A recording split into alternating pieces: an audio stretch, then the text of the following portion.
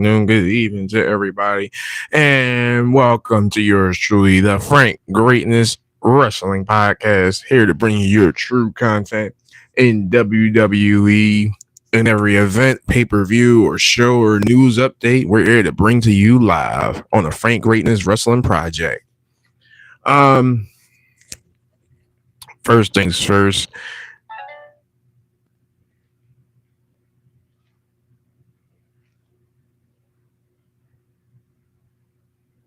Alrighty, key storylines. Let's see.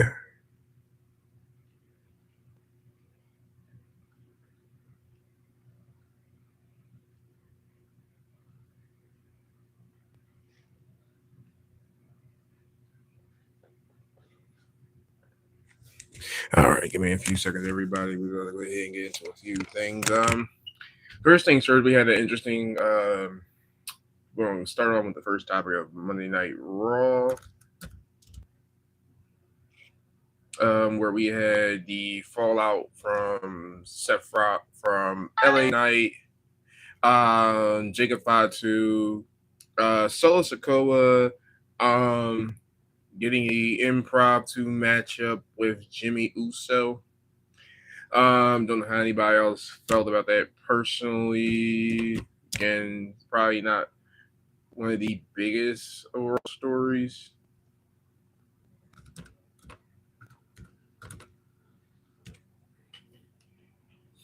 So I'm going to quickly, just like I said, try to take a deep dive, a quick stab at everybody. I was just trying to get ready for work. That's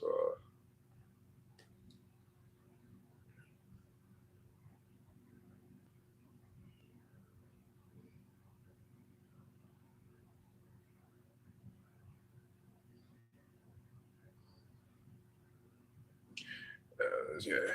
So Roman continued that. We also had the reinsertion of certain superstars that came back out after hiatus for being for a while. Couple of questions in regards to Triple A's number one World Heavyweight Contendership matchup.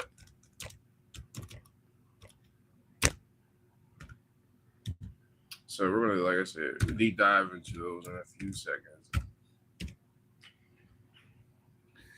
And again, guys, if you are in here, please make sure you hit the like, share, subscribe, and we'll go ahead and we'll get more into it. So, again, going to the number one World Heavyweight Contendership matchup to face Roman Reigns on, I believe it's Saturday 3rd or Saturday 9th, or September 9th. I'm sorry about that. September 9th. Triple A's, not Lucha. Triple A's featured stars are featured in a World Heavyweight Championship contendership tournament in order to face one Roman Reigns, which will be on the September 9th edition of Raw. And first we had Penta. He had defeated Laredo Kid. So he will advance to the semifinals. Roman Reigns, like I said, he also made his return. Jey Uso, like I told y'all earlier, he said he was going to deliver Solo Sikoa to Roman by the night. Which he up on that promise. Ray Phoenix versus El Fiscal is one of the prominent matchups that I'm probably gonna be looking for on that AAA meeting number one contendership matchup. Dragon Lee versus El Hijo de Dr. Warren Jr. I'm well interested to see how this matchup honestly goes.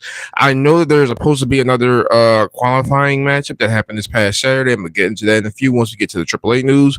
But it is really great to see that AAA's main feature stars are getting a nice showcasing above most. I really do feel like some of the AAA talent has prospered very well as far as entertainment wise and the high flying style that they have. It really brings the nostalgia back if you missed the cruiserweight division, which I don't know if WWE still does a 205 live, but cruiserweights were definitely one of the pragmatic, athletic features of the show. Sometimes they draw you more than some of the can't say heavyweight ballot or mainly some of the guys that are bigger size contenders, but yeah. And we also had Soul Ruka with her mysterious tag team partner. I'm gonna let y'all guess is the Empress of the Skies, Io Sky came in there to help her go on ahead and obtain the win against Judgment Day's Roxanne Perez and Raquel Rodriguez. Really highly contested matchup. Soul finished with the Soul Snatcher. Willing to see if she will end up getting a women's intercontinental championship rematch. They don't do rematches as often as they do. Hello, welcome in, Zach. Please make sure you like and subscribe and share out. Um, but yeah, so we're willing to see where this end up going. With so I know Lyra had got featured into a backstage segment when her and Io was walking past. So it will be interesting to see again where the feud takes Soul right now. She's at the high marquee point. I have a feeling that she's going to have more of a face to be pushed more so out there as far as the wrestling aspect. I was not the biggest Maxine fan, so when she won the women's intercontinental title, I predominantly was not thrilled about it, nor was I excited about the Natty being with the whole turn on her. So untimingly about it was unjustifiable, but everything else from the storyline kind of fit itself well. But with anyways, Liv Morgan came out there also as well. She was promoting that she is the greatest women's champion of all time. Sadly mistaken, she got interrupted by the man Becky Lynch, who ended up telling her nobody even did this on the previous line. Ended up telling her that she is not only the weakest women's champion ever, she's not even the greatest women's champion that slept with Dominic Mysterio. So that line right there hit the pipe bomb. She took a line from Punk, or more so her husband Seth, because you know how that is. So really interesting to see where Stephanie Valkyrie and Becky Lynch will see who's going to face up against Liv Morgan. Could possibly be a number one contender match. I don't know how you guys feel. Maybe you might want to see Stephanie Valkyrie since she didn't have a championship quote unquote rematch. Maybe she can have one. I honestly feel like they could probably lean towards and sway to Becky more. She doesn't have to be the transitional. Well, in a sense, she can be the transitional champion. She doesn't have to hold it for long because I mean we already know who Becky is. She's already established. Again, Becky is a prominent women's star within the division. So, do you want to see her take the title off Liv, or do you want to see Liv keep the title on longer? Maybe you might want to see Stephanie Valkyrie end up taking it back from her, or maybe you could see.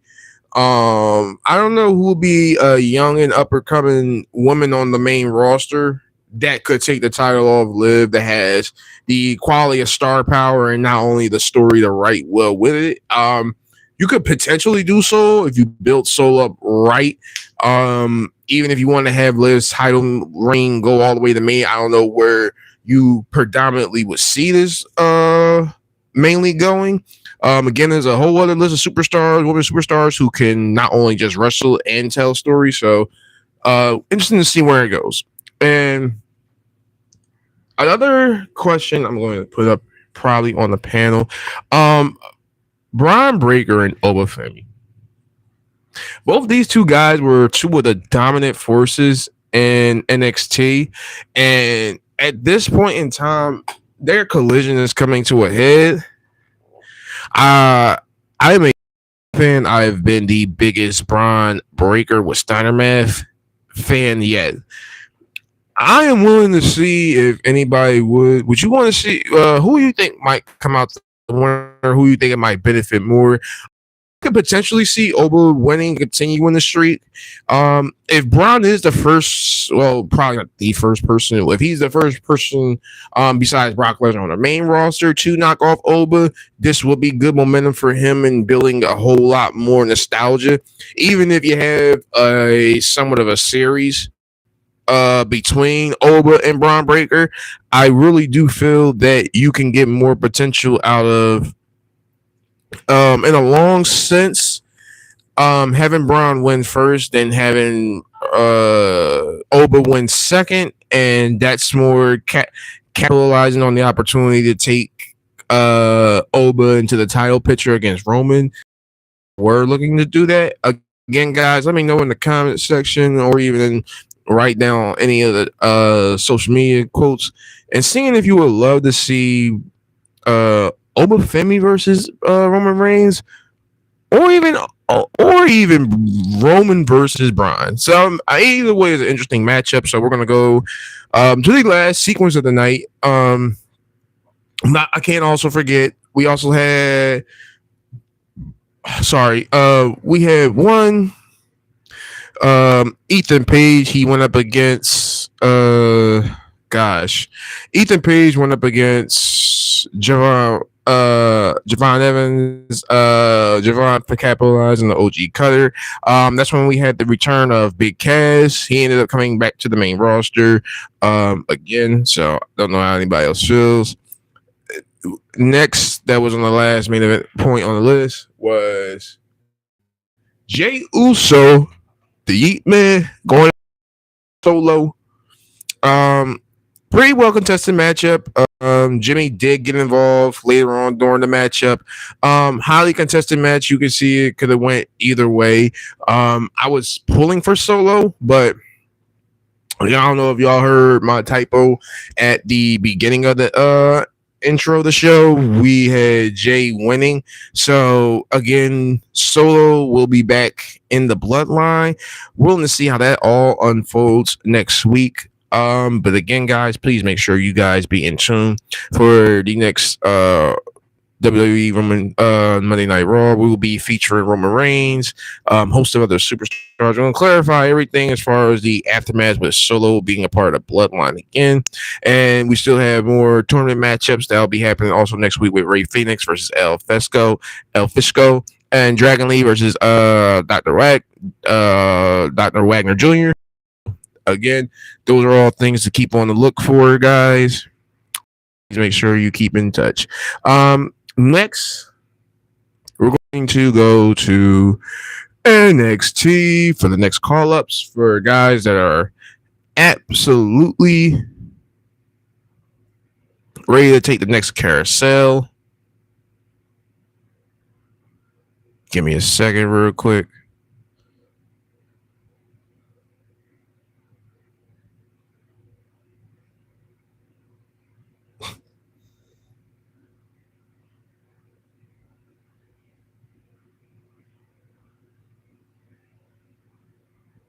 Where are we?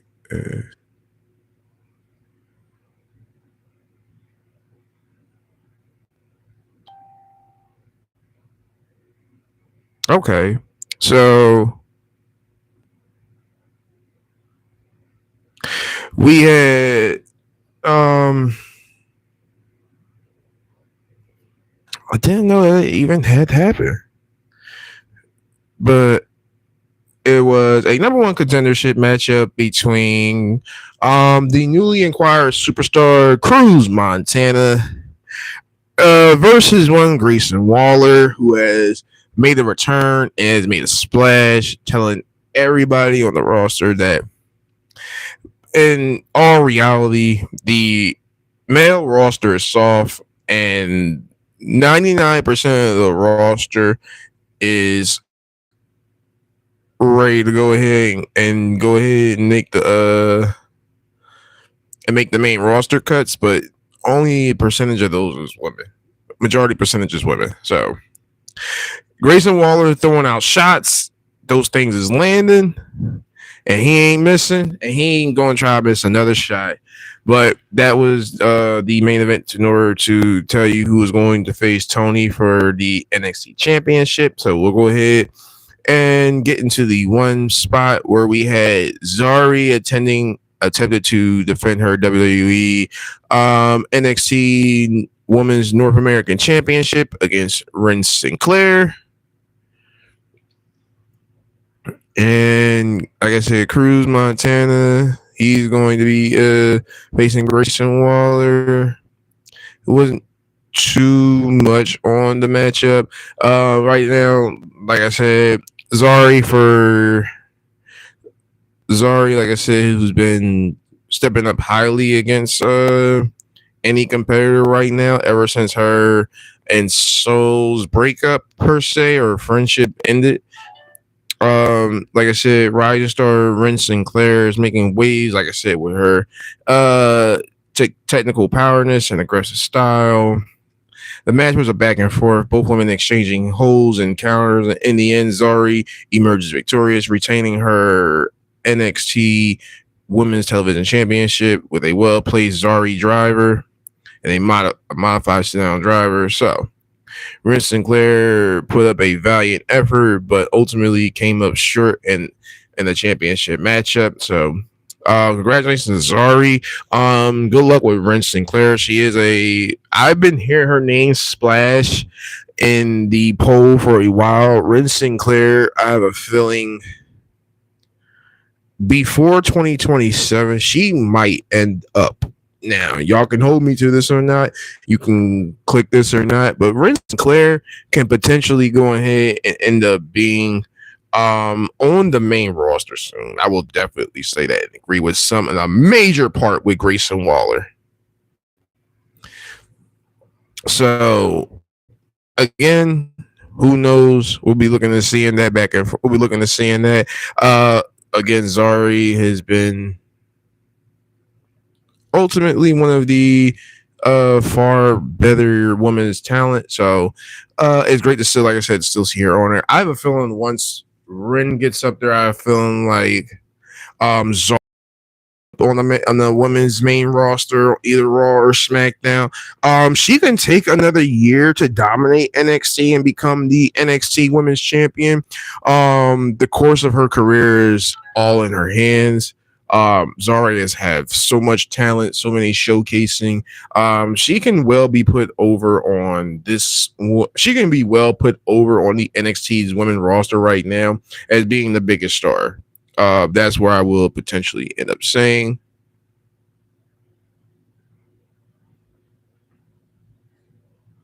Let me get back to because there was only a few matchups on tonight's bout. Again, Grayson Waller had defeated Cruz Montana. That was one I wasn't expecting for the most part of it all.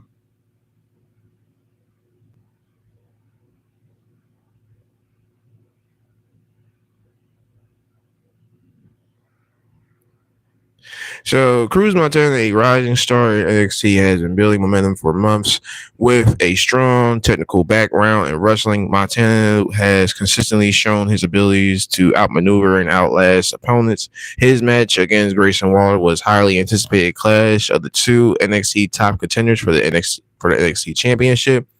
Grayson Waller, on the other hand, is charismatic and aggressive wrestler known for his quick and sharp tongue, a master of all art, psychological warfare. Waller often uses his words to unsettle his opponents before delivering a crushing blow. His unpredictability has made him a fan favorite, but also a formidable opponent in the ring. So, Cruz Montana and Grayson Waller was intense and closely contested affair. Both men gave it their all and displayed their skills and technical in a grueling match that left on the edge of your seat. In the end, Grayson Waller, who emerges victorious, pinning Cruz after a devastating Waller bomb, a modified sit-out driver. The crowd erupted cheers and Waller's celebrating his hard-earned fought victory, solidifying his position as a top number one contender. So I'm going to be end up having Grayson Waller become, maybe he will have a good championship matchup. Who knows? Can end up seeing a lot coming from Grayson Waller at this point.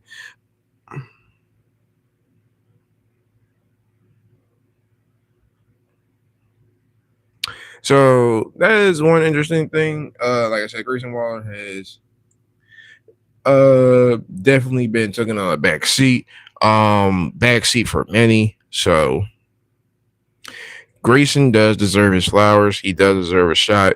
I have a feeling that NXT does give him the showcasing now, especially because NXT has been doing that for months, just getting superstars who never had time showcase the ability just in order to highly promote, highly show themselves. So this is really good for Grayson. Happy for him. So hopefully, like I said, we'll end up seeing him against Tony D'Angelo in a great contested matchup.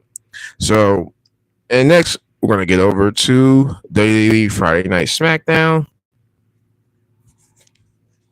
where we'll feature a host of, man, a host of a lot of matchups. I'm going to tell you that much. Championship matchup implications added to this, storylines and more.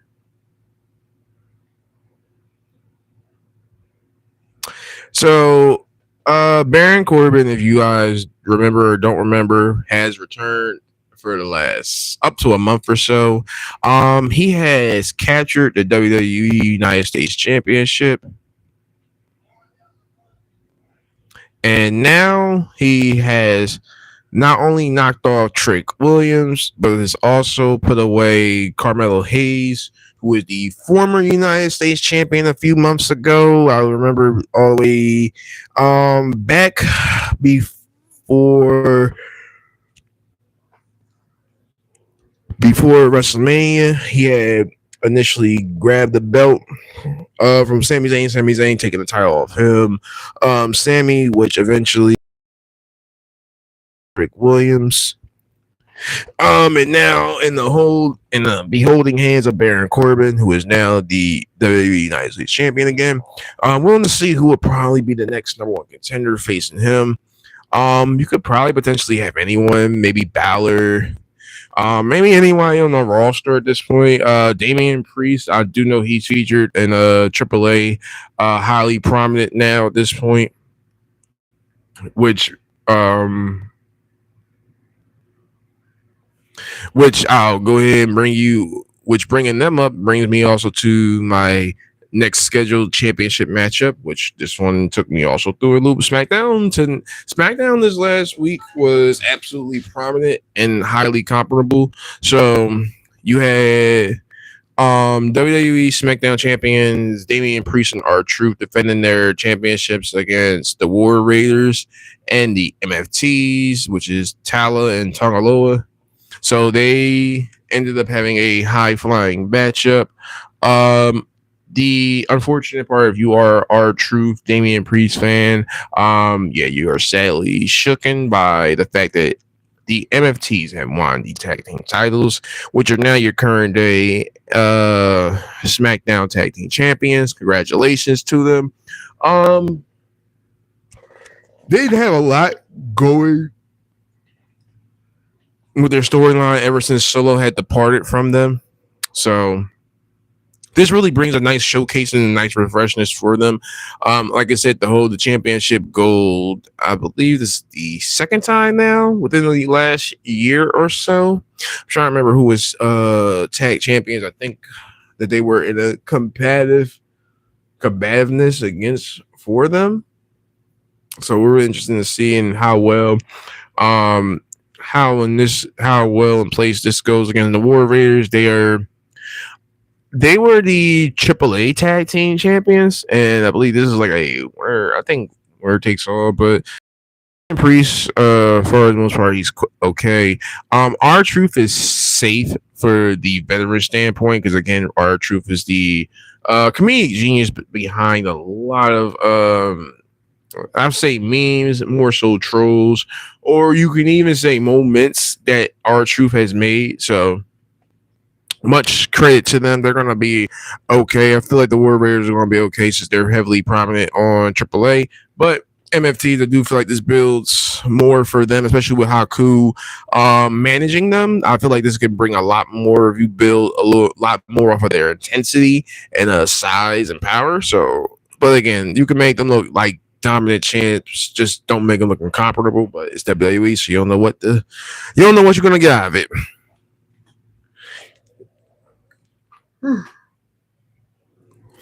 Next on the road was JC Jane.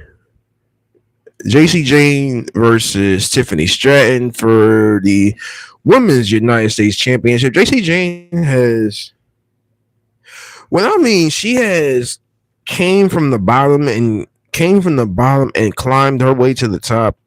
It's for sure undergoing fatal influences has been a major influence in the sense of the women's roster being on what it is today. Fatal Influence is one of the most highly top rated view talent on the SmackDown roster. I can honestly say it was Nia Jax and Lash Legend, but you haven't seen them tag team in quite a while.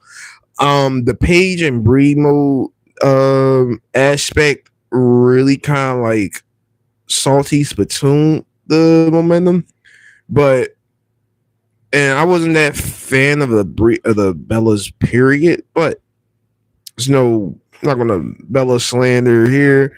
It's it's a lot where you can go with this roster.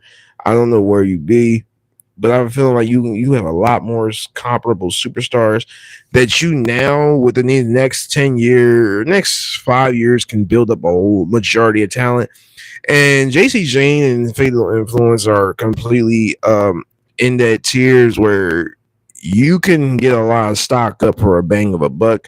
And I believe they kind of got it right on this one. So just for me foreshadowing that, JC Jane is the new WWE United States Women's Champion. Congratulations for her after, like I said, a long road of having to be a bag holder to now the bag is barely holding you up. So that's how you went over, and that's how you have completely got it done. Hello there, Andy Monty 3. Welcome in. Make sure you like, share, subscribe. Also, I feel bad for this guy. I appreciate that. I feel bad for this guy, but he can never get the credit for what it is due. Matt Cardona goes up against Gunther. And it's a brutal beatdown from the start to finish. I will honestly say that there are some superstars I question why the WWE brought them back. Baron Corbin has been the only exception. Matt Cardona, it's just a matter of what has he won lately? Y'all brought him from another promotion just to job him, and at this point, you didn't do the same for Cody. You didn't do it for anybody else. Ethan Page has had a great run in NXT from when he was there. WWE's longest reigning NXT North American champion. I know he's a former NXT champion. And also intergender tag team champion as well. Yeah, Matt Cardona is good. It's just that I just don't agree with how they're using him at the moment. But if y'all don't feel like Matt Cardona is like worth the risk of even like putting on TV or even using, why even hire him back to do that when he could have gotten over in a whole other promotion? It's my thing, but I'm not the guy who hires and signs, nor am I creative. So we're gonna get to another parture because he ended up having a unsettling matchup against Gunther, and Gunther completely brutal beatdown. So yeah, that's where Matt Cardona has been at so far. And also we have, which brings an interesting limelight into this, which I'm hoping to see at some point. Cody Rhodes faced Sami Zayn. The fall back from when they were supposed to have their championship match about 3 weeks ago. So I am at to the point, and objectively, I am ready to see Cody as a heel. I think I've seen the story finish. I know where the story has ended and stayed at, so I'm ready for something new at this point. And that's just me personally. I don't know how any other fan might feel, But if you do feel like that, please go ahead in them comments and write down Cody Rhodes, go heel, take the belt off Punk. I won't be mad at that. I'll be mad at still saying the same face of saying, what do you want to talk about every single time? But hats off to Cody. Him and Randy cut a promo. Cody told him like how it is. You're the legend killer, but you're the last legend here. Let's let that hit. Let that hit for you real quick. And next, we are going to Saturday's AAA, where we had a massive brawl take place between one Dominic Mysterio and a Grande Americano. So we're going to eventually see these two superstars, which Grande Americano, which is now the undefinitively Grande Americano, which was the greatest rivalry in the past couple years. For the storyline to be built like how it was, tremendous. I will give it this. For Dominic Mysterio to be the AAA champion, I loved it at first. I haven't seen them defend the title in so long now because AAA has been building up more of their other prominent stars and champions. I feel like the belt, when it's just staying there, is stagnant. It doesn't really do nothing too much. But at the end of the day, this is a really, I will agree with this move. I didn't particularly have been agreed with Dominic as champion so far, but I will agree with this move as far as like one of your biggest stars in AAA and probably one of your longest tender champions as of right now, since he hasn't defended it all too frequently. So maybe this will be a really good maybe this will end up being, like I said, a great. This will end up being a great matchup. I do believe AAA is having Triple Mania come up soon, so that is another highly showcased, prominent matchup also as well. Yeah, we have a lot. There was a lot to uncover. AAA World Championship, AAA World Cruiserweight Champion, also Ray Phoenix, faced Noisy Boy. Again, highly contested matchup, really high flying. Ray Phoenix has been showing us acrobatic movesets for a while. I've got to watch more of a Noisy Boy, but he is honestly, I've been hearing a lot about him more and more. So there's gonna be a lot more to be showcasing. But La Parque had, I'm sorry, Ray Phoenix had hit the Mexican Muscle Buster finish on Noisy Boy for the win. So we're gonna be maybe seeing more of him defending his cruiserweight championship. Ray Phoenix has been actually one of the most prominent members that there is. So been the most prominent cruiserweight champion that there has been. So maybe we can eventually see Triple H just. Maybe you eventually see AAA stars corresponding with WWE stars. Again, it's already like intertwinging happened, so maybe it might be. Phoenix is fire. Yeah, he definitely is. La Parque had also defeated one Psycho Clown in order to advance in the Roman Reigns Invitational Tournament. So La Parque, he will be in the semifinals. I'm not sure who he will face. I think he might end up facing Penta, or might end up being it might end up being, let me see here, Dragon Lee or Dr. Wagner Jr., or maybe at the Ray Phoenix and El Fisco. That might end up determining who's the semifinal opponent. But it's going to be a lot to uncover. Penta also confronted Roman Reigns in a promo. Primos Del Mal tried to recruit him. Daga warns him he needs a family to fight Roman. And Penta rejects the offer. Bronco Nima challenges him on the August 22nd. At the August 22nd. So I believe that will be next 2 weeks from now. So we're going to be end up seeing. Yeah, that's what I'm saying. Also, too, Andy, it looking like they might end up be hitting at Penta versus Roman in the finals, especially if you're going to throw that type of promotion in beforehand. So we could potentially see Penta versus Roman. I don't know how anybody else might feel. If you see Roman try to hit a spear, all of a sudden Penta hits a Mexican destroyer, that would be crazy. That would be a crazy moment. That would be a crazy highlight. I don't know if anybody will be here for it. I don't know if you can pull it off. I don't know if you can predominantly pull that off because of the size disadvantage. And I don't know how awkward it will be of the landing, but could potentially be. Could end up maybe seeing something else. I don't know who might end up. I would say Penta off of visibility wise, because you see him heavily featured on Raw majority of times, and you see him on AAA. So again, who's to say we might end up seeing a whole different outlook come next week. But again, more to go ahead and cover, guys. Again, if you guys are, please make sure you guys like, share, and follow. Please follow me on all my social media platforms. Please make sure you are a part of the Frank Greatness group on Facebook. Please make sure you are viewing my. Please make sure you are following me also on TikTok so we can get in touch.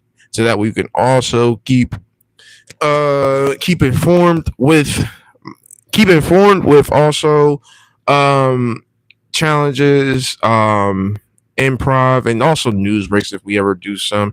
And we'll also do like little mini shorts also as well. We'll also think about maybe doing also like a Frank Greatness wrestling series. Is all depending on who. It's gonna be a day-to-day thing. I'll be mainly probably interested in doing. I'll end up having you guys pick how the storyline goes, and that's how they end up being. So again, guys, if you are, please make sure you guys like, share, comment. Make sure you subscribe. Follow me on my other social media platforms. Now we'll get back with you guys another time frame. Please make sure you be in tune. We'll be going live on TikTok, believe this Tuesday. So again, make sure you are tuned in. Make sure you subscribe and catch you next time. Have a great one, guys.